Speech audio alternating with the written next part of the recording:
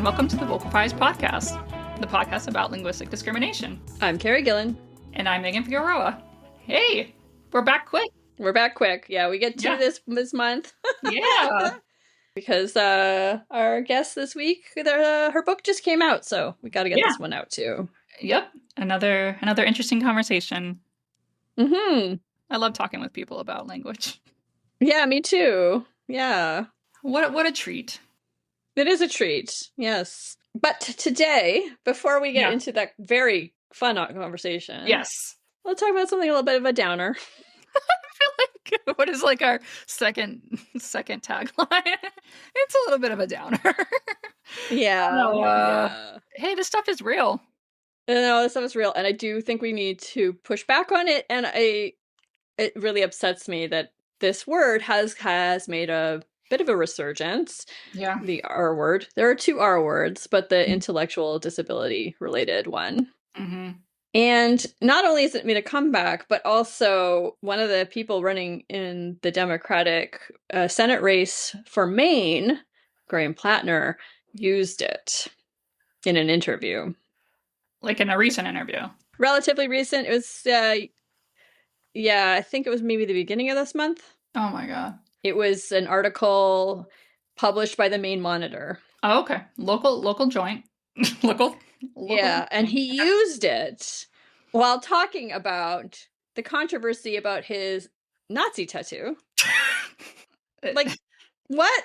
This guy is walking red flags. Just all the flags.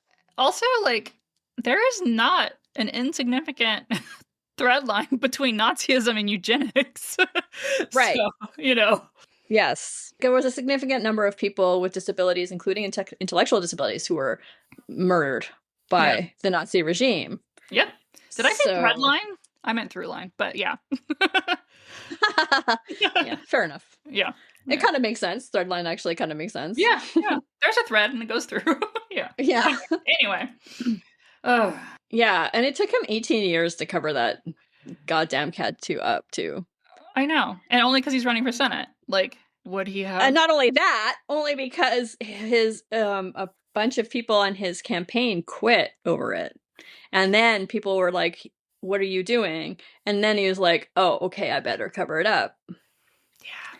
And then he also used this slur in a Reddit post from several years ago, which has since been deleted. Oh, yeah, he's the Redditor. Like, there's, like, a lot of Reddit stuff from him. Right. Yeah.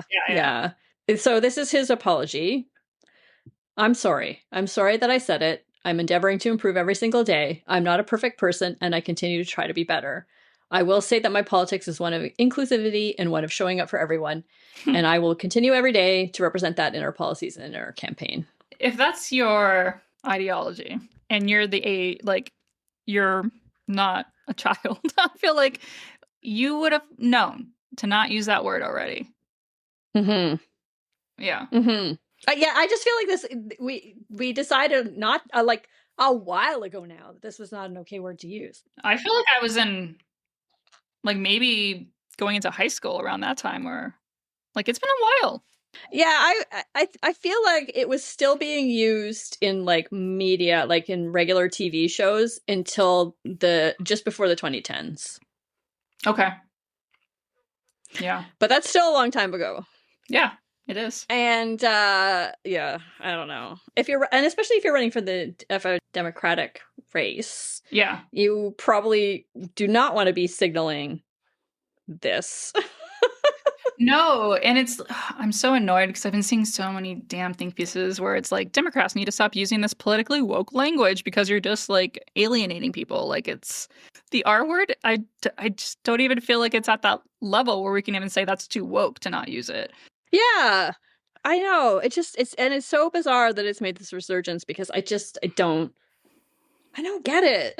Yeah. It doesn't feel good. No, it doesn't feel good. And I don't know. He's a grown-ass man. He's been around. He knows not. He knows not to use it. Like, that just tells me that he uses it in his private life. If he just, if it comes out during an interview. Yeah, I feel like this guy should have been cooked a long time ago, and the fact that he's, I think, still leading in the polls is scary to me. Well, I don't know if he rescinded it, but I think Bernie endorsed him. Yeah, and Elizabeth Warren. Yeah. No, it's like winning at all costs kind of thing. No, I think he looks like what they think a working class dude looks like. Okay. Listen. I hate it because I mean, yes, both of them are like champions of the working class and, but like it's an insult to assume that a working class person would just use the R word. Or, like these like liberties that people are like, "Oh, but, he's kind of like, Yeah, I don't think that's the claim I'm trying to make. I just think that they think he's physically working class coded to them. well, like John Fetterman." And saying some of the right things. Right. No, I'm just saying, no, I didn't say from what you said. I'm just like thinking like overall, like this kind of working class hero thing of like people running for office. It's like we shouldn't like have a lower standard for them, like because it's just respecting human dignity, right? To not use that word. But also, you have to actually be working class. Yeah, exactly. Yeah. Like he's not. Like, do you know his history? No. I mean, I know he's in the military. His grandfather is a very famous designer. Like fashion designer? No, like chairs and stuff. Like you buy like these chairs that he designed for thousands of dollars. I can't even remember. No, he's from a super wealthy family. Yeah. I hate it. Yeah. Yep. Yeah, we don't really get true working class people in these positions like we should because it's really hard to make a living like running for office and doing that kind of stuff. Don't have like the safety nets that other people do. Yeah, he's a piece of work, and even if he had all the right politics otherwise and just made this one slip up, I feel like people should take a step back and think carefully. But this is not just the only thing. There's also the Nazi tattoo, and he pretends to be something he is not. Oh, and he sells oyster to his mom's company. No. Yeah. He's a Nepo baby. So Nepo baby, yeah. Yeah. Just another Nepo baby that would be in Senate. Yeah, Maine can do better. I mean, I don't know how many people listening to us are in Maine, but you can do better. You can do better. There are other people in that race. Yeah. Oh, man. Yeah, just don't say it. I mean, God, I hate it. I hate hearing it. Me too. And it used to be very normal. Like I grew up with it. It was very, very, very, very normal. But then at some point it was like, oh no, that is bad. And yeah. And it did go away. I changed as a kid. I was like, oh yeah, okay. I was like, I'm not gonna say it anymore. Yeah, I was an adult, but I did cut it out. And I don't like that it's come back. It makes me upset. It doesn't hurt that the president of the United States is very ableist, to put it lightly. You want to be vice signaling towards him, right? Why it makes sense when the Republicans do it, even though I hate it and I wish they wouldn't. But when a supposed Democrat does it, I'm like, what is even going on? To me, it's like a sign that his politics are not what you think they are. Yeah, right. Like I said, I think like he probably uses this language in his private life. Like, I think that. He probably uses worse language in his private life. Yeah, absolutely. Yeah. Anyways, but this episode we talk about more fun things. Yes, with a repeat offender, with a guest we had before. Yes, that's true.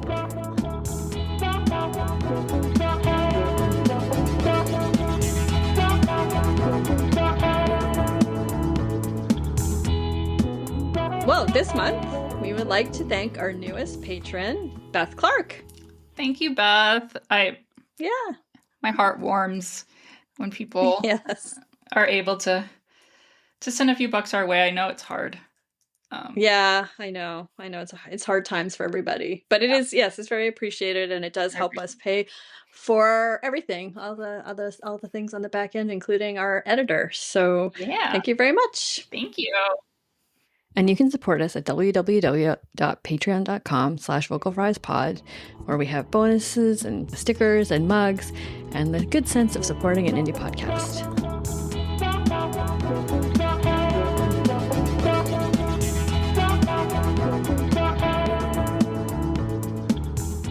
We are so excited today to have a repeat offender back. I love being a repeat offender. Yeah, right? That's what we call him here on this show. Today we have Dr. Valerie Friedland, who is a professor of linguistics in the English department at the University of Nevada, Reno, and the author of Like Literally Dude, Arguing for the Good and Bad English. You might remember our episode on that. And why she's here today, her new book, Why We Talk Funny, The Real Story Behind Our Accents.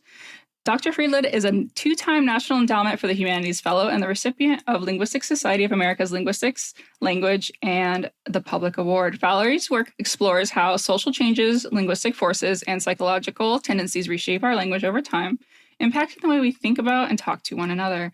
She writes a monthly blog on language-related topics for Psychology Today, is a regular guest writer for the popular Grammar Girl podcast, and has a lecture series, Language and Society, available with the great courses. She has appeared as a language expert in a variety of media outlets such as NPR, Armchair Expert, NBC, The Washington Post, The New York Post, The Wall Street Journal, and The New York Times. Thank you so much for being back. Yeah, thank you. Yeah, I'm happy to be here. And Dammy made me sound good. Thank you. Well, I'm like reading it and I'm like, I love it. It's like what was it, Shine Theory? I just love seeing other women just like excelling in life. Well, same back at you. This is like a power group. I love it. Yeah, I love it. I love it. So we're here to talk about why we talk funny. Can you tell us why you wanted to write this book and why now? And I know like now might be like, I know it takes a long time to write books, but like, is this time in history like a good... The general nowness. Exactly. Yeah. Well, okay. So so many parts to that. This is sort of the bread and butter of what I've done for a living. So, my last book, Like Literally Dude, was a lot of fun to write. And it was really based on what people asked me the most. So what were the things that people came to me and said, I want to know more about this? Or often it was in the form of, can you tell people to stop saying this, right? So this sort of idea that these were bad features, and I wanted to kind of clear the air on those. And so that was why I wrote that book at that time. But really, in terms of my career and my own personal interest and sort of personal life story, accents have always loomed large in my experience from the time I was a small child with foreign-speaking parents to living in the South, which also has its own accent identity that's really strong, to moving out of the South where those things became more real to me in terms of how they set me apart or brought me together with people. And so, when I went away to college, that's really what drove me towards linguistics, was my experience with languages and accents. And my whole career has been based on academic research on accents. Those were the things I studied. So I particularly studied Southern English, and now that I live in the West, I've done a lot on Western English. So accents have always been big in my life. In terms of why now, one is that it felt like the natural progression of, where I wanted to go in my own work, because I wanted my next book to reflect really things that were important to me and that I wanted to spend a year and a half writing about. And since accents have always been important to me, that was an obvious choice. But in terms of why now in this world that we live in, I think this is actually the most important time to be writing a book about how things that feel different to us, that feel divisive to us, are actually, if we learn how to look at them from the perspective of history, of commonality, of sort of basic human principles, are actually things that unite us, not divide us. And accents have become particularly salient in our current sort of political and social climate, where we spend a lot of time focusing on what divides us. And so I wanted to write a book that addressed those topics, and how listening to the way we sound tells us a lot more than that we're different. It actually tells us how much we have in common, even when we don't hear that on the surface. And that was really the motivation for writing this book. Did you have any idea how relevant it would be? Like, I'm thinking about just what's happening in the world. The Supreme Court has basically made it okay to racially profile. And we've actually seen this come out in linguistic profiling. So we are seeing like these videos of ICE agents saying, your accent makes me think you're not American. Or, This is like really playing out on the, Right. And, one thing I talk about in the book is the use of linguistic shibboleths throughout history to identify people that as different than ourselves, and how the consequences have been often fatal, right? If you go back to sort of biblical times when the, Gileadites and the Ephraimites were warring, and they used the way that Ephraimites pronounced the word shibboleth to separate them and then kill them. Or, we had something similar in the Dominican Republic, where a dictator basically had people pronounce the word for parsley. And if they didn't have the right R that identified them as a Haitian, they were also slaughtered. So, throughout history, we've seen this repeat itself. And I think that's one of the really important things of the book, is to show, hi, little kitty.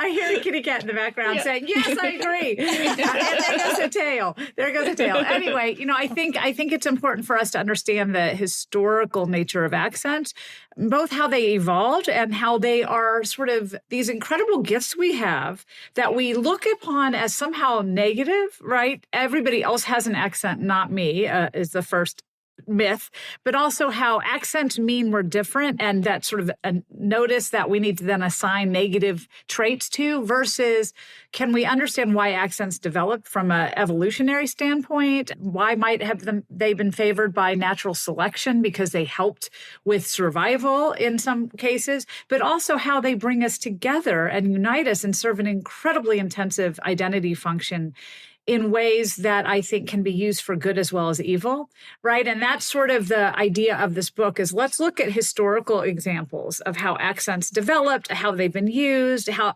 the history behind them, to see what we can learn about this situation that we're in uniquely today. Yeah, so one of the blurbs on the back of your book says something like that linguistic science, psychology, and history tell us about the evolution of human speech. So what can they tell us about evolution of human speech? The really fascinating thing I think that we don't think of when we think about accents is we kind of think of accents as accidental. People think of accents as examples of either people not learning a language well enough or not learning their own language well enough. And that sort of feeds to this idea that everybody else has an accent when we're a standard English speaker. We don't have an accent, but everybody else does. Of course, the minute you travel outside your home nation, that is clearly a fallacy because you're the one with the accent. And when I lived in Istanbul, directly out of graduate school, that was my first job as a visiting professor at Boğaziçi University there. I would walk through the Grand Bazaar, which is this incredible market in Istanbul. It's absolutely fascinating, beautiful. And just from hearing me say, no, thank you, or hello, the vendors would say, she's American. They would know exactly, they could hear exactly where you're from. And my mother came to visit, and she's French-Canadian, had a French-Canadian accent. We were walking together, and within seconds, they identified her as French-Canadian. I mean, it was remarkable how good they were, right, at recognizing these accents. It's really clear that accents serve this purpose of identity for us. And so when we look back at why we have them, how they developed, I don't think people tend to think about the fact that ancient humans also had accents that served a really important function. And it was the inherent nature of language to be flexible that allowed us to have accents in the first place. From an evolutionary perspective, we've developed things that are useful to us, that are good, that are positive, right? Having these these thumbs that can be opposable, that's been really handy to us as humans. So usually natural selection favors things that help us. So if it favored accents, that's probably a good thing about accents. And the natural tendency of the system is that our mouths and our minds have certain patterns that they follow universally, no matter what language we speak, that lead us to vary in very predictable ways. And so that means that the exact realization of how we'll vary is different, but the thing that motivates it or drives it's the same. And that's built on what sounds come before or after other sounds when we're creating words, how words fit together in a sentence, how our brain better processes certain things, right? So it's sort of intrinsic to the nature of language to be variable. That's an asset for us. The only reason those get heard as accents is because when groups migrate and then settle on their own in isolated circumstances, the way that those variations come out, born by these psychological tendencies we have as speakers and articulatory tendencies, will simply be different as a factor of that distance because we're not talking to the same people we're going to copy the changes that happen in our own group and not in groups that we don't talk to very often. And so that's sort of simply how accents develop. There's nothing sort of social about them in that sense. They're just variations born of the inherent intrinsic tendency of language to be flexible and follow these natural routes. But the advantage it gives us then is that then we have sort of a group identity function served by those accents.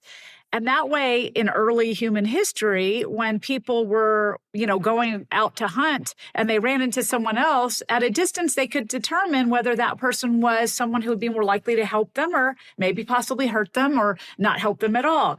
So, this group identifying function then became something that was useful and helped with survival. So again, it would be favored by natural selection. So accents are really positive in the sense that they've served us well and they're evolutionarily advantageous to us. But where we go wrong is then noticing difference becomes equated with noticing things that are different between us that we either like or don't like. And so something that was simply like, oh, there's group A on the highlands and they sound like this, and group B in the lowlands and they sound like that, becomes, oh, group A, they don't have sort of as good of pelts as we do, and their crops aren't as good. And so they must be doing something wrong. So they're lazy and slovenly. And then if they sound like they're from group A on the highlands, then because we think of them as lazy and slovenly, we're going to think of their speech that way, right? So it gets rolled into these stereotypes that are negative, but that's not intrinsic to the nature of accent itself. So part of the book is really just uncovering the history of how particular accents develop by looking back in time, because then it helps us realize that these ideas and stereotypes we put on them is really a factor of our own kind of biases and not anything to do with the accents themselves, if that makes sense. It does, yes. And I was thinking of cognitive biases when you were talking about this. So then it taps into how psychology is related too, right? So there's this kind of our brains trying to be efficient, trying to look for patterns. So is that kind of playing into this too? When we start to have these social conceptions of accents? I think it's sort of, it's natural. I mean, social categorization is a natural human tendency. We find a huge amount of evidence of this in psychological experiments and in the way that we seem to categorize even as babies, right? You see babies, for example, preferring people with the same accent over those that have different accents in terms of who they'll take toys from and turn toward. So clearly this is something that we're kind of naturally programmed. We also see experiments that suggest that people categorize on the basis of accent into social categories in terms of how it impacts their memory. So they're better at remembering people within accent groups rather than across them, right? The way they distinguish them. So clearly it's playing a role in the way that we're processing things. So in that way, yes, it's part of our sort of cognitive bias to categorize by accent. The other aspect of cognitive bias that plays a role here is just familiarity. And one thing that's really redundantly found in experiments is that linguistic familiarity breeds friendliness and positivity in our ratings. So whether it's that we tend to find languages that are familiar or accents that we think are familiar as more attractive, we find that pretty resoundingly in research, even if we're mistaken. So if I think I recognize an accent or a language, even though I was wrong in what I categorized it from, I will tend to like that language more than if I didn't recognize it, right? So familiarity just in terms of what I find attractive helps, but also familiarity in terms of brain processing effort helps. So there's a lot of research that suggests the more we are familiar or recognize an accent or a language, the better our brain is at decoding that. And that's like anything. If you practice at anything, you're better at it, right? But we misread cognitive effort as being a sort of negative thing. Mm-hmm. So when I have to work hard at something, a lot of times I don't really like that thing as much. So, if I'm struggling with calculus, I'm probably going to be like, calculus sucks. But if I'm doing addition, I'm like, oh, so easy. I love it. Right. I mean, you're going to like it better. Calculus is probably, more useful in physics, for example, but it hurts to do. And so we misread this extra effort as something negatively associated with whatever we're doing that effort for, rather than simply as a byproduct of our brain just doing more work.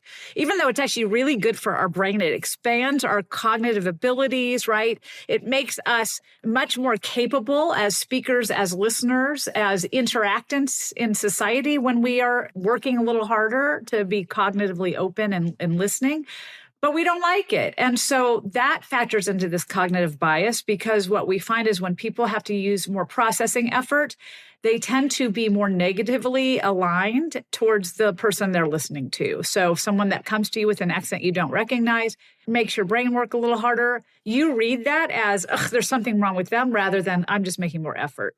So it's kind of two-pronged, that we like things that are more familiar because they're more familiar. And we also work harder at things that are less familiar because they're less familiar. And that itself makes us like them less, if that makes sense. Yeah, it does. It also makes me very sad, and also explains why so many people are turning to AI, because it's easier. It feels easier anyway. I think, right? And it doesn't necessarily, right? What we don't realize when we push off effort because we get it's called cognitive fluency, the feeling of ease or discomfort we get when we're doing extra cognitive labor is called cognitive fluency. What we don't realize is that cognitive fluency, actually, when we work harder at something, we're actually sort of expanding things, right? We're actually creating neural networks that help us in the long run. So the more we kind of don't want to do hard work, the more we're actually cheating our brain out of things that have been shown to contribute to longevity, to a reduced risk of dementia, right? To greater use of your brain in general. So these are all positive traits, but sometimes it just takes a little effort to do them. And, we love to do the simple thing. We sure do. We do. I mean, who doesn't, right? Right. I do too. Talking or thinking about this, going back to these cognitive biases and bringing in our early years. So we have infants that are like preferring speakers that sound familiar to them. But we also know that in the first year of life, between 8 and 12 months is when infants really home in on what their vowels and consonants are for the relevant languages that they're hearing. So they're these like global learners, like, at the very beginning, but there's also this tendency. Talkers. Yes, exactly. But there's still this tendency to, like the familiarity in voices and in people. Like very young. Right. Well, there's a chapter in the book on, oh, hi, puppy. I have my little Great Dane coming to join us. Everybody say, hi to Juno. Hi, Juno. There's one of the reasons I put a chapter in the book on sort of baby talk and how babies contribute to accents and sort of this really cool kind of universal learning that babies do is because I think what we sometimes don't think about is how we are giving babies input well before they're born, right? So they hear the mother's voice. So part of this attraction to voices that sound more like the language spoken at home or the accent spoken at home is probably this sort of fixation on the mother or on the caregivers that babies have to begin with, right? I mean, this is just a survival instinct. So if you know that this lady is going to help you survive and give you nourishment, you're probably going to turn to her versus someone that doesn't sound like her. So, in the womb, we do think babies actually pick up on some of the rhythmic aspects of the mother's language because that's obviously what they hear best through the filtering of the amniotic fluid. There's a lot of stuff to get through. So the mother's voice is what they hear the most, unless a dad has a megaphone at the stomach, which I'm sure has happened. I'm sure it's happened, right? Please don't do that, dads. I know. I should never say that. Dads, do not try this at home. So, I think part of it's just when they're attracted more to the language at home, it's really this idea that the nurturer, the caregiver, the giver of milk sounds like that. And it's survival instincts. The same way that I think the animal, baby kingdom, they smell their mother. Their mother has a certain scent. So clearly things that smell like their mother are going to be more attractive to them. So I think there's a little bit of just sort of that innate survival instinct that's at work there. Mm-hmm. But the fascinating thing is that babies are universal talkers. They're also universal learners. So if you have two parents that speak two different languages, what you'll find is the child will be able to tease out the sound system of each of those languages separately within the first year of life. it's amazing. I mean, if you think about it, we never give babies credit enough. I mean, we want them to be, able to talk and able to walk and use a potty, but man, they're doing so much work just figuring out this system of language. Let's give them a break and let them wear that diaper a few more years, because that is a lot of work. It's a lot of work.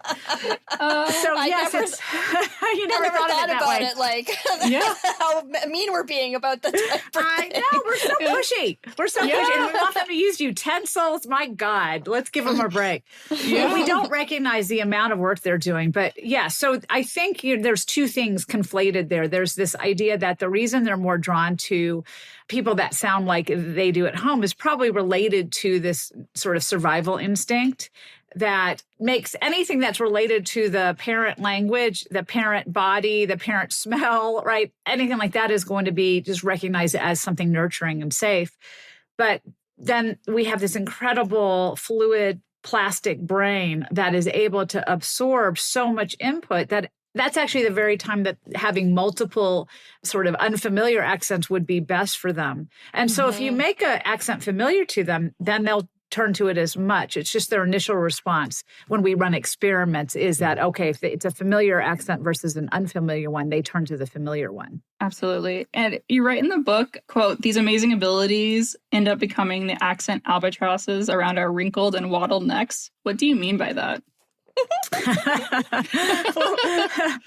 think if anybody has ever tried to learn a language as an adult, you know what I mean, right? Because amazing abilities we have in this first year of life to be little linguistic sponges. It's like we can learn any language equally well without effort. I mean, okay, babies are probably feeling like they're working really hard, but when you think about it, they get to lay there and be taken care of. And all they're doing is kind of absorbing this stuff. And boom, by age 2, they're, chatting away in both language systems if they had 2, or 5 language systems if they have 5. It's pretty remarkable. But, you walk into a room in a language learning context at 20, and it's a whole different ballgame. And it's effortful and it's hard and you struggle. As my son, who's a college student and in his second year of Spanish, keeps telling me, this sucks, right? He's just like, it's so hard. It's so hard because you learn it in a very different way. Children are primed for the language acquisition process in a way that adults aren't, for a number of reasons. One is the brain is different, right? We actually do see that children have greater resources, cognitive resources devoted to the effort and less sort of lateralized than they are as adults. So there's probably a processing difference in the brain. But even beyond that, there's no competing system. So a baby is born, I hate to say a blank slate because of course there's some theories about what's already in their pre-program, but essentially you don't have any prior knowledge that you have to compete with. As an adult, you have a ton of prior knowledge, an entire language system, maybe 2 or 3.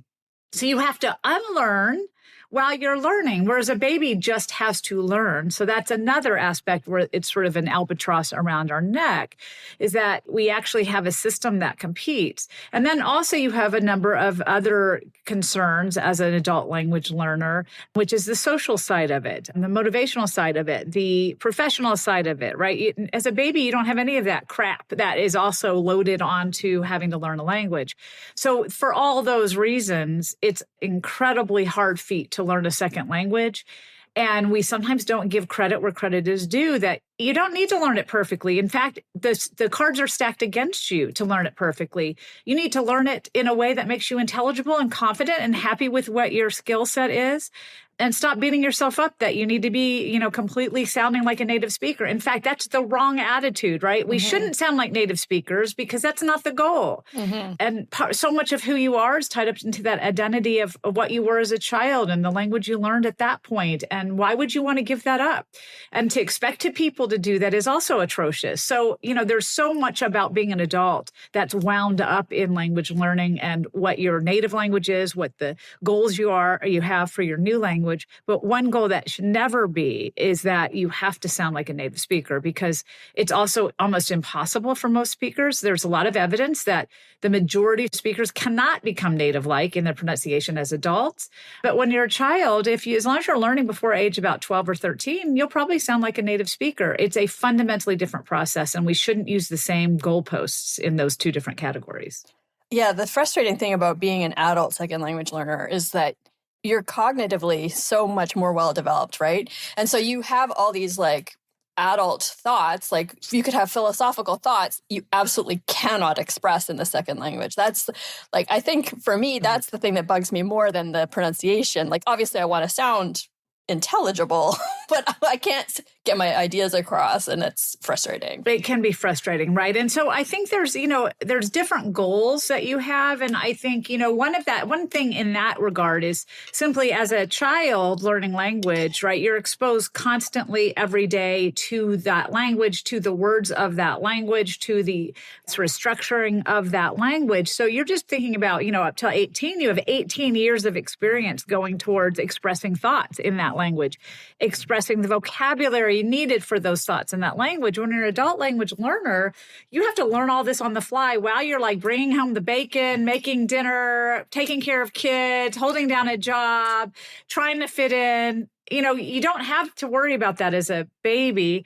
And so it's natural to struggle more with that because it's also, vocabulary. You think about just sort of how much vocabulary the average child learns on a day. It's like 10 to 50 words a day they're exposed to of new words. You can't possibly put that as a bar for an adult speaker. I mean, how many of us, even in our own language, would say, I'm going to make a goal. I'm going to learn 50 new words a day.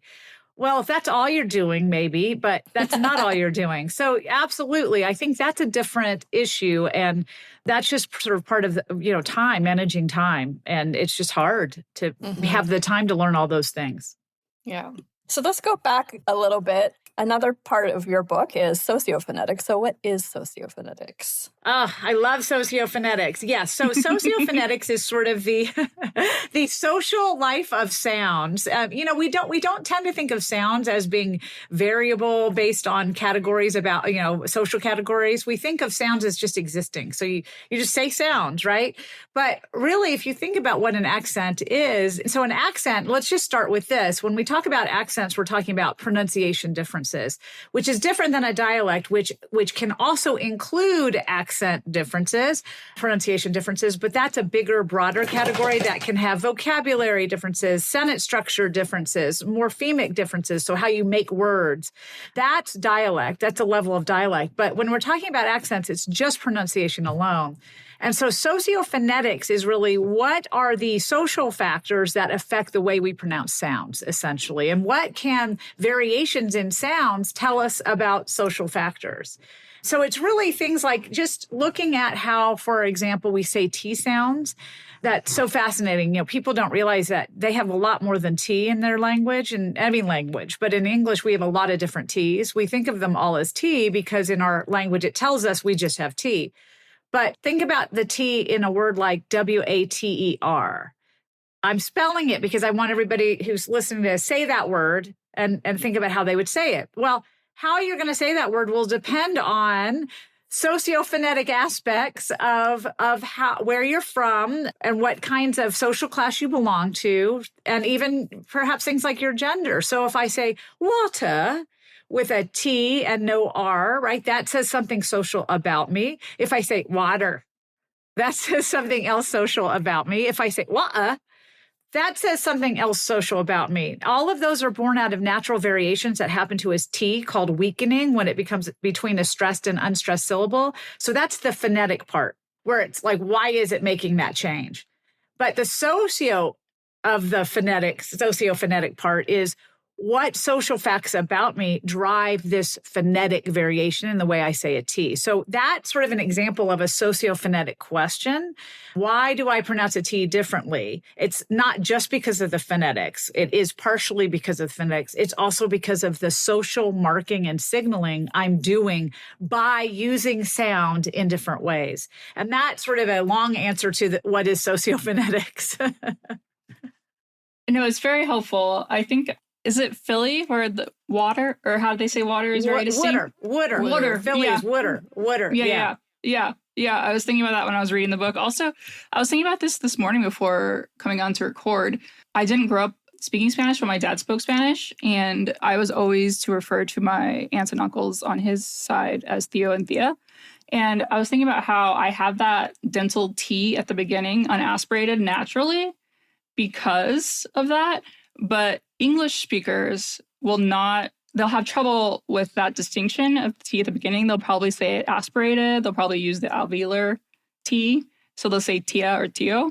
Right. Right. Exactly. Because that's how you hear it. Because again, it's been filtered by your experience. And we think of accents as things that affect the way we sound, but actually accents affect the way we hear.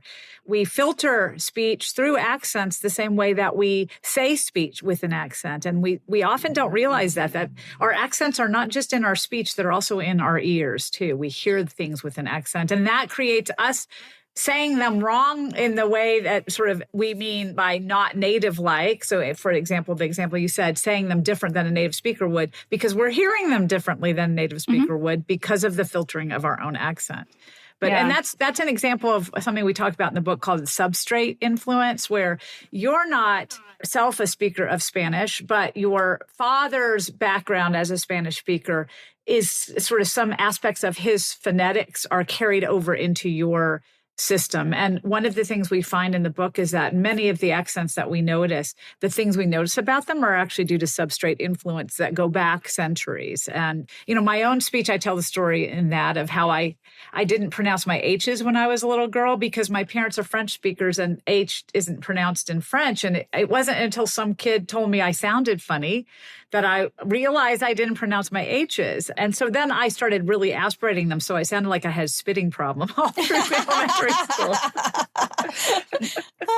Hypercorrection. Exactly. Yeah. I have to say, though, you still kind of have that in when you say human. I do. And that's where you go from having this thing that, is maybe super noticeable to a very subtle substrate influence, and where it's sort of people don't identify it anymore as where it came from. And that's when we start hearing it as mistakes rather than sort of the evolution of some earlier history of our language and sort of groups of speakers. We can track history through language, like accents are the fossils of speech.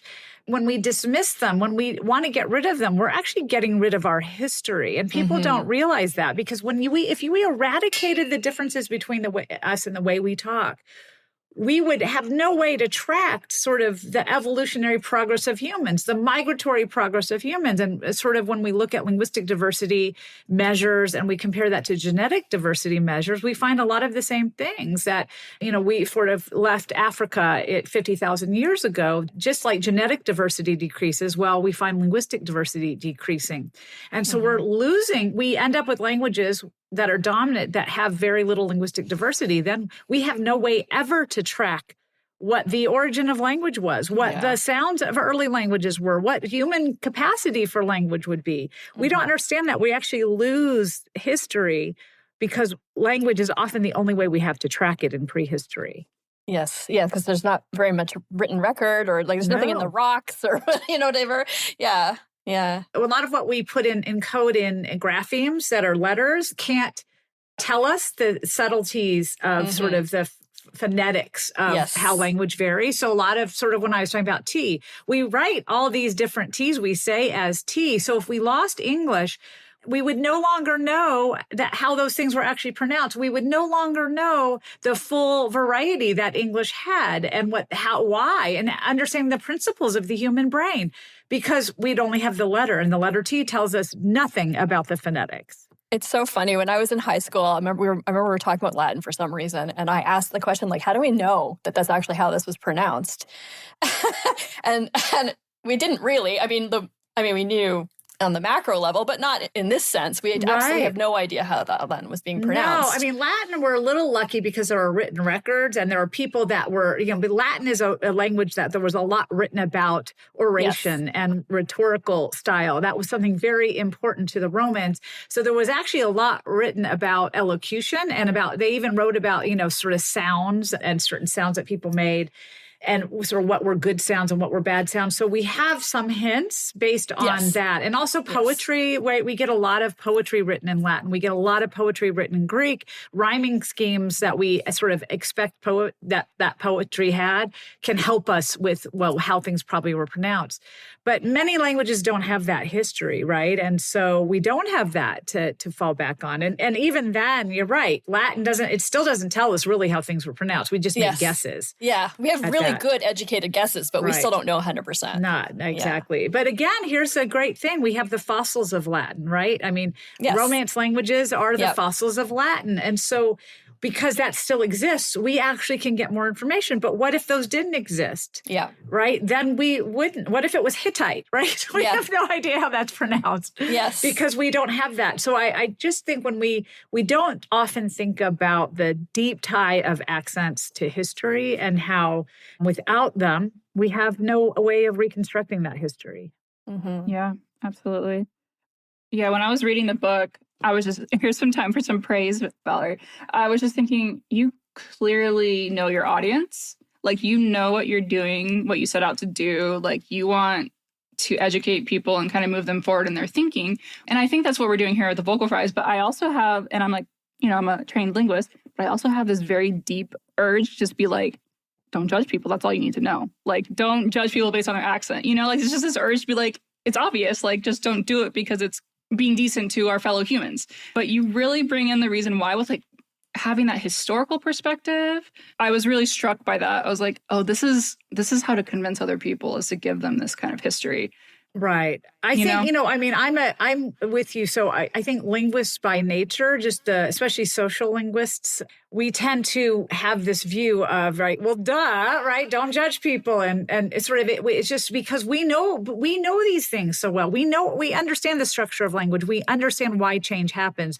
We understand when we see a sound like TH in English becoming a T or a D or an F or a V, or someone says mouth instead of mouth, we understand that that's actually guided by a very systematic process that has affected human speech through millennia and is found in all languages, including standard English. So we understand the principles that drive it, and that makes us more empathetic. But we sometimes forget that we may not have started with the same knowledge base. And while we might have been empathetic people to begin with, I think it's not fair sometimes the way that we get angry at non-linguists for the belief systems they have when we haven't given them the tools and the understanding of why we say what we say. And so my goal in this book is not to judge anybody, right? Because it's not my place to judge what you think, but to give you the tools to make informed decision based on having at your command the understanding that a linguist does, written in terms that maybe aren't as fancy. I don't need to give you vocabulary like a linguist uses. You don't need to sound like a linguist to think like a linguist. And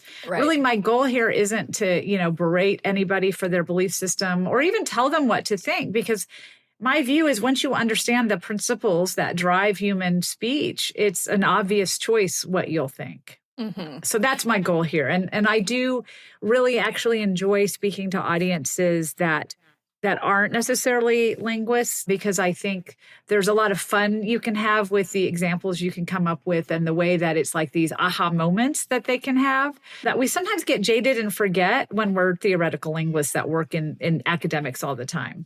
But thank you. So thank you, Megan. Yeah. I hope you feel that. I hope you appreciate, I appreciate what you're doing and what you do in psychology today. And it's very important. But yeah, let's talk a little bit about how this shows up in discriminatory ways. Like, this book has something for everyone, because there's that historical bit.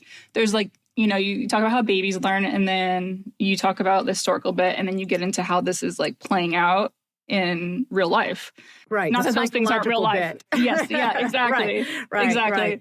Yeah. So I'm wondering, why is the idea of, scare quotes, good and bad English or good and bad speech classist?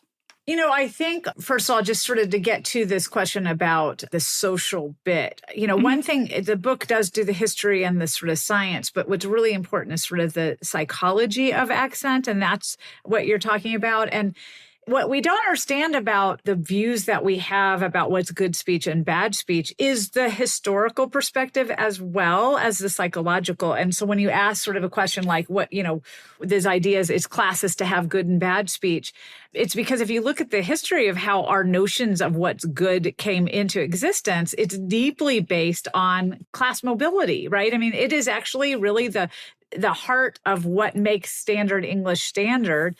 really rests in the Industrial Revolution and how that radically reshaped the class system in England and London particularly. So up to, the 1700s, there was no such thing as class really, the way that we think of it, right? When we think about someone sounding, like they're upper class or lower class, it's kind of on a continuum. And someone could sort of adjust their speech in a way, and then that continuum would slide for us a little bit. And we all do this in our speech. When we're hanging out with our friends, we're not speaking to a room full of colleagues. Our speech is going to sound different and probably sort of more, we're going to lean on more working class features if we have access to them, because that's sort of solidarity building, versus when we're giving a presentation to a bunch of CEOs, we're going to be at the other side of our repertoire and that will sound sort of more upper crust. Well, that's a continuum of class that we have access to, some of us more than others in modern times. But go back to 1600 and you were who you were based on your birth.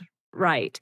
So you were either a commoner and you would speak like a commoner, or you were a royal, right? Or a aristocrat. And that was because you were landed gentry and it was by birthright. You couldn't just come into that. And you couldn't marry into it because you had to also be someone in the same class or the same rank to get into that world. So here we have this really sharp division between the people born to wealth, to land, to ownership, and those, in sort of Marxist terms, right, between the owners and then the people who are doing, and the workers.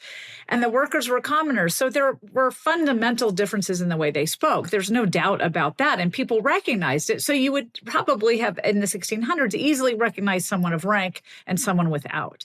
But there weren't strong comments about sort of these archetype characteristics of people with those qualities in speech, because it was just a natural given and there was no social mobility that helped people rise in rank and change their speech. But with the Industrial Revolution, what we found is now the ways you can make money were very different. And the services that commoners provided became incredibly useful. And many, many commoners rose drastically in wealth to the point where they were wealthier than the landed gentry were. But the one thing that stood between them was an accent. So you couldn't tell apart old money or new money anymore, because people could buy the mansion right next to you. So it wasn't ownership of property that was going to do it. You could buy titles now. So it wasn't having a title that could do it. But what did remain? Well, that division in speech between the commoners and the aristocrats.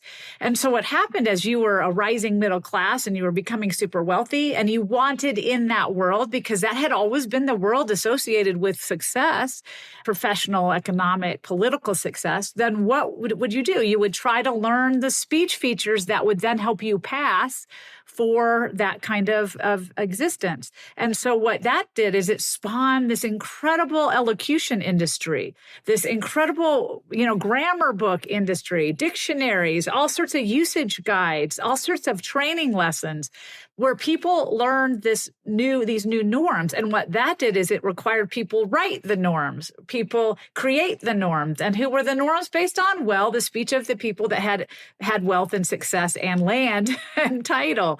And so that is essentially what became standard English today. So the fundamental property of standard English is class-based just from the get-go.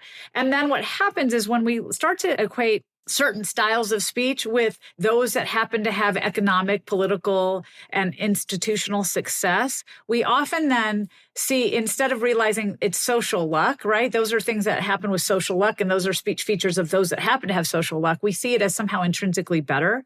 People that are successful somehow must have something intrinsic to them that make them better. And therefore, their speech has to be intrinsically better. So we kind of, instead of just seeing them as socially lucky, we see them as somehow socially inherently better. And that's where we get this really classist view of then people that don't sound like that speak so-called bad English, are lazy, they're ignorant, they're uneducated, they're incapable, they're less good professionally, we shouldn't hire them, and we can't probably trust them. And that's sort of how it all rolls from this really weird situation where many of the features that ended up becoming part of the standard in standard English were usage norms that the upper class had only because they had actually gotten them from the lower classes before all that became a thing. So, the fact that you drop R's in high class British English, that actually was a lower class feature. Saying things like aunt instead of aunt, that was actually started as a lower class feature, but those had already entered higher class speech by the time this sort of elocution effort and usage guides and the norms that became standard English got set. So it's not really upper class speech in many ways, but it is based on the model of what was upper class speech in the 19th century. Interesting. So fascinating, isn't It's it? really fascinating. Can you tell I like it? Yeah. I'm like, oh my God, yes, let's talk about that. Yeah. I didn't realize I had. So I say aunt, and aunt sounds very weird to me. I know, me too. I grew up as an aunt speaker. And I mean, it's so funny because if you hear aunt, that's one of those cases, when we're talking about sociophonetics. So the difference between aunt and aunt is the difference of a vowel, right? It's a phonetic difference in terms of how that vowel is pronounced. But in terms of the social connotations, if I said, oh, who's your aunt? You're going to have a totally different view of me than if I'm like, who's your aunt? It completely, right, brings it, like you're thinking Martha's Vineyard versus like, my patio in Memphis, right? It has a whole different ambiance in it in terms of the type of speaker we think you are based on the pronunciation of that one vowel alone. So this is what I mean by sociophonetics is like we put a lot of meaning socially into the way these small little pronunciation differences characterize us. Yeah, we absolutely do. I have a really random question. Do you know why Americans have started saying verse instead of verses? Oh, that is a very random question. You mean in terms of like why we got rid of that S? Yeah. I really don't know. I don't know. That's a good question. Well, I'm sure we could find, I'm sure it has something to do with sort of the economy of effort, right? Which drives almost everything that we do over time, and Americans particularly, right? So there was a huge, this is where we get into another aspect, where history is really interesting in sort of predicting the way that things happen. It's not an exact answer to your question, but it might help us understand, is, that with after the American Revolution, the founding fathers, John Adams particularly, George Washington, Benjamin Franklin was incredibly interested in speech and also sounds themselves, but also they worked with Noah Webster, and they all really strongly believed that American identity was really tied partially to keeping this sense of the difference of independence of speech as well. And so a lot of spelling conventions, right, that Noah Webster introduced were not just like, hey, this seems simpler, like we don't actually pronounce the U in color, but it was also because of American identity. And so I don't know, if that had something, if Noah Webster was the one who kind of did that, alter that in written form, and then it became part of speech. But it's very possible that was part of the drive to do that. But also Americans have often been accused of sort of abbreviations in ways that the British find kind of annoying. And, so that would also be another case where Americans were kind of like let's do this in efficient fashion. And this is sort of our reputation. And so I think a lot of the changes that happened between sort of the British versions and the American versions were about sort of more economic speech as well. So, I don't know the exact answer to that, but I would think it probably has some relationship. Although I'm sure someone out there has researched it as I'm talking and then can probably tell us how I'm wrong. well, I mean, that sounds reasonable to me. It's just that the only thing I would say is that I think it's a newer phenomenon. Like it might be, yeah. I remember people saying verses not that long ago. And then in the past year or so, suddenly I hear everyone say verse instead of verses. Well, and I can see that for the same reasons of all other aspects of economy of effort. When you speak, you speak it, that S kind of gets in the way of other things. So why, if you don't need it, right? There's no other competing verse that we're going to be like, oh, wait, which verse did they mean? Well, except poetic verse. Yeah, but that's where my brain goes. It wouldn't be used in the same context, right? True. Or the same part of speech. So I don't think it would be hard to disambiguate it. So a lot of times we get rid of things, and S's in particular. Yeah. Now, one fun story, though, is similar, although it's an S before an R, is the reason we have words like ass and cuss and bust are actually because the British version, which were arse and burst and curse, R-lessness started in the 15th century, particularly before S sounds. And so at the time of the early colonists in the early 1600s, that R deletion had already happened. And so that would have been something brought over. So actually, cuss is the R deleted version of curse. Bust is the R deleted version of burst, and ass is the R deleted version of ass. And the reason we have those words in American English is because that was the earliest stage of R dropping, which we did bring over, versus the verse, the ones that the British had later. So, I think we're just really great at chopping some stuff off. Okay, yeah, fair enough. But I don't know that example. I'm going to have to look that up afterwards. I've just been hearing it everywhere in the past year, I guess. That's interesting. You wonder how much of that, too, is sort of this more informal language that we are using a lot, where kids particularly, are not reading quite as much. Not that they're not literate. They're highly literate. I have 2 children, and they are, they're quite literate, but they don't read like we did in books when I was that age. They read things on social media posts and things like that. And I think the language that we use on social media will be a lot more abbreviated. And so I could easily see how that would feed into the phenomenon you're talking about, right? Yeah. I don't know. Those are all my theories. I'm throwing them out there. Pick one that you like. I like them all. So we're just talking a little bit about how the idea of good and bad speech can be classist. How can it be racist? It's the same idea of where we get, from a historical perspective, our sense of what's good and what's bad. And that's where racism enters the picture. So, one thing we tend to separate out is we think of certain things as being racist and certain things as being classist. But many, many times what actually happens is things are classist and racist at the same time. And that it's the classist part that then drives the racist part. And in many cases with African American English, that's what happened. And if we look at the history of the development of African American English, which is something I do in the book because it's an overlooked part of American history, right? The journey of white English is often discussed. The journey of Black English is rarely discussed because it's often just accused of being deterioration or decay, and there's no historicity behind that. But the reality is actually African American English has its roots in colonial English.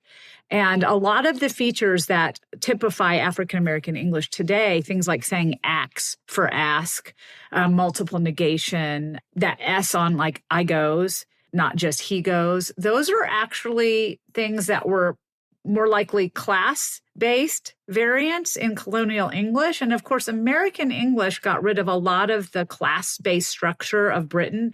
In fact, one of the things that a lot of early writers claimed about American speech was you really couldn't tell someone's class or someone's region on the basis of their speech. By 1700, we find writings in this, saying basically there is just beautiful equanimity in American English that's lacking in British speech, where class was really noticeable in terms of dialects. So when you think about how many African Americans were in colonial times, we don't realize by the end of the colonial period, there were probably 500,000 people of West African origin that had been forced into slavery in the United States, or what wasn't the United States at that time, but the New World. And their speech was colonial English varieties with a West African substrate. And a lot of the features like as for ax that I just mentioned were actually colonial traits that were heard as, by the 1800s, Southern lower class features.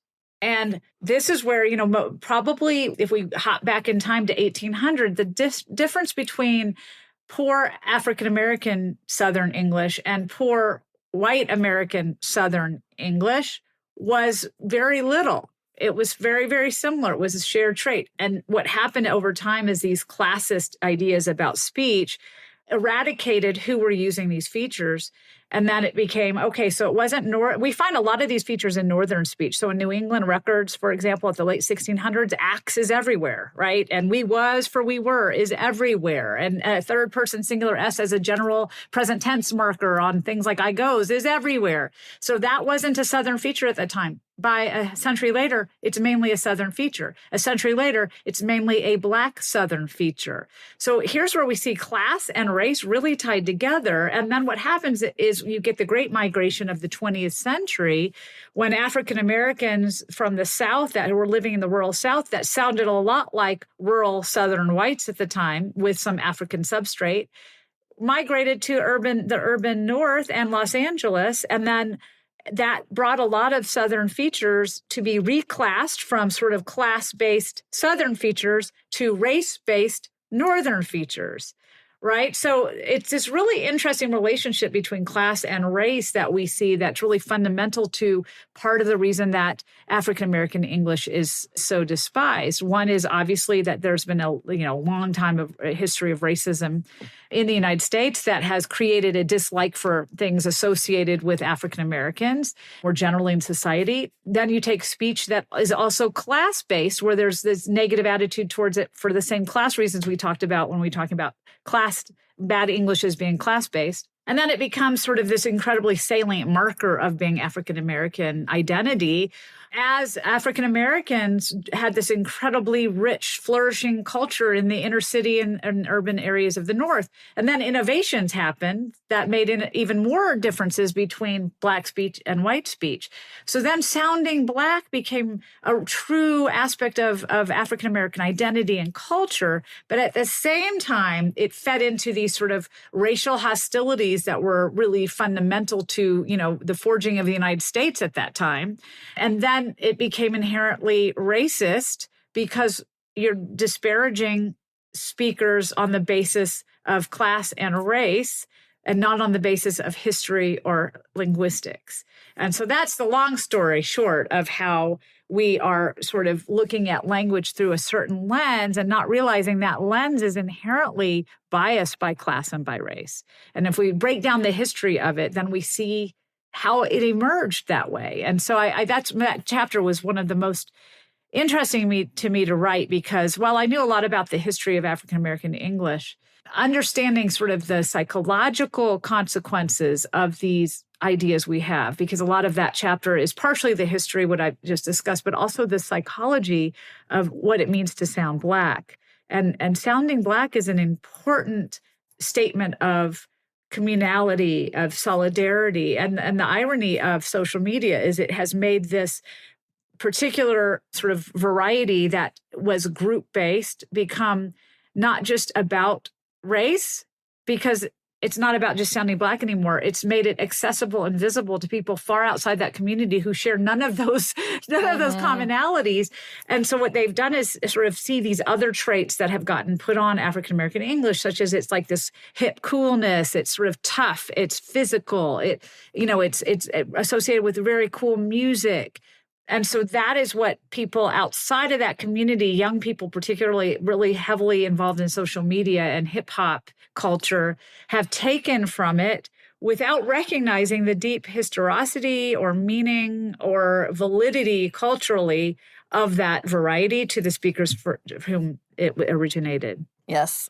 The digital blackface, sort of. Right. Yeah. Well, I think the trick is, there's a separation between, what young people at 15 and 16 understand about. And I talk a lot with my students about this because I have a lot of students that come from second language heritage backgrounds and have a lot of, feelings about sort of this idea of appropriation. And it's something we talk a lot about, that they also then recognize, I feel this way about my own language, but then I'm actually using hip hop terms, right? And it's sort of like this, oh my God, realization. And, I think the thing is, at the age where children are really heavily into social media, which, is 12, 13, 14, it's quite young. I mean, younger than that in some cases, but where they understand the social sort of currency that it offers. I don't think that, just judging from my own children, that they have the psychological reasoning capabilities to understand the subtleties of that. And so that's why it's really important to have conversations about it that are not judgmental, because that's what I tell my students. No one is blaming you for the fact at 13 you didn't understand the complexities here, but let's have a conversation about it, right? And that's what I'm hoping to do in the book. Amazing. Yeah, you absolutely do. I love the purring. I can hear this like happy purring. I'm not going to take credit for that. I think that's over there. Carrie has a happy cat. This one's Mew. She's very purry. The one before was Lambda. They're just like offering some like ASMR for anyone who's like, oh, it really sucks to talk about racism. It sucks. I mean, I think it's very important. It's very important. We need to talk about it, but yeah, for some people it's uncomfortable. So it is like just the idea of talking about sounding Black. It's just, this is something we are so afraid of having conversations about it that we don't have the conversations about it. And I know that's that's how I start that chapter. Like, this whole idea of people will say, oh, it's racist to even say you can sound Black. But a lot of people who feel like it's important to them to sound Black, that's completely eradicating their experience then, right? I mean, the fact that we can hear we can't always hear race in speech, right? I will say that has nothing to do with any kind of biological predisposition we have to sound a color, right? There's nothing in it. Yeah. But there is absolutely the same way a Southerner who is really closely tied to Southern identity will be more likely to sound Southern. I'm Southern. I don't sound Southern, right? So it doesn't mean that all Southerners sound that way, but it's just a little. I think you sound a little bit. I do. People do call me on that, but I don't sound super Southern because I don't live in the South, and my parents weren't Southern, but I still have some aspects. Just in the same way, it's not racist to say someone sounds Black because that's recognizing there's an identity tied to a certain speech feature. But that doesn't mean they are Black, and it doesn't mean that every Black person sounds that way. But I think we've gotten afraid to have conversations about race because it's become such a hotbed of controversy. And that's unfortunate. It helps nobody. Nobody. Is there anything like you want to leave our listeners with before we let you go? The only other thing that I love talking about that we didn't cover, but we don't have a lot of time, is just sort of the idea of sound symbolism. And that it's sort of, I have a running kind of in many of the chapters, this sort of little throwouts to sound symbolism, because I think there's so many fun and fascinating stories about like why we hate certain words or why we love certain languages. So I will just say that you will finally have your questions answered if you are a moist hater. If you hate it, we're moist. Wonder no more. Okay, I like that as a teaser. Please go buy the book, everybody. Secrets will be revealed. I love it. All right. Well, thank you so much. And we always leave our listeners with one final message. Don't be an asshole. Don't be an asshole. The Vocal Fries podcast is produced by me, Carrie Gillen, theme music by Nick Granum. You can find us on Tumblr, Twitter, Facebook, and Instagram at Vocal Fries Pod. You can email us at vocalfriespod@gmail.com, and our website is vocalfriespod.com.